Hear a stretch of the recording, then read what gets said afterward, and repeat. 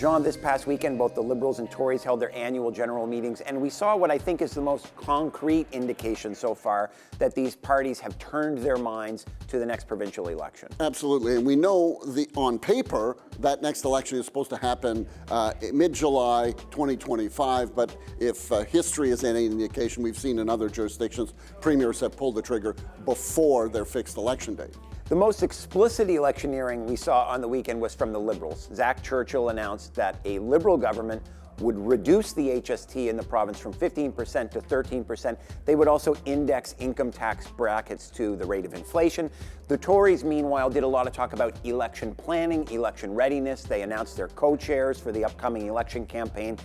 But the subtext is there. They're thinking about it too. What's interesting with what the Tories did this weekend is it really shifted some focus away from healthcare, still their priority, but over to education and shortening the period that'll take to go from an undergrad degree to become a teacher. It's probably the most focused piece of education policy we've seen from the Tories so far. This idea that you will now be able to apply for an education program with only 2 years of undergraduate study as opposed to a bachelor's degree.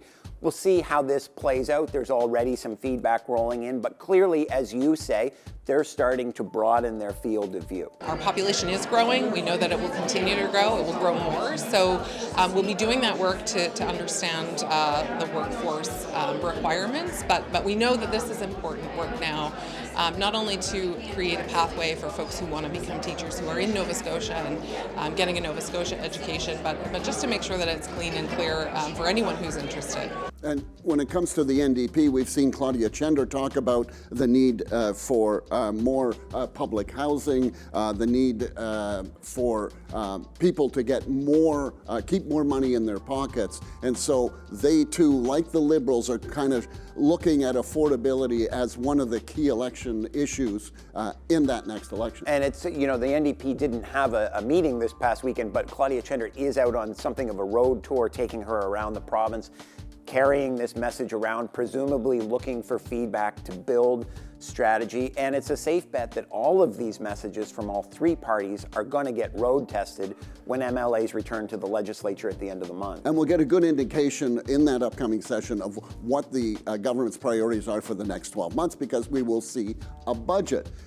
If it looks like a pre-election budget with plenty of spending and goodies, well, although hard to imagine that a government could spend more than they have in the past couple of years, but it'll give us a hint at what's to come, at least in the short term.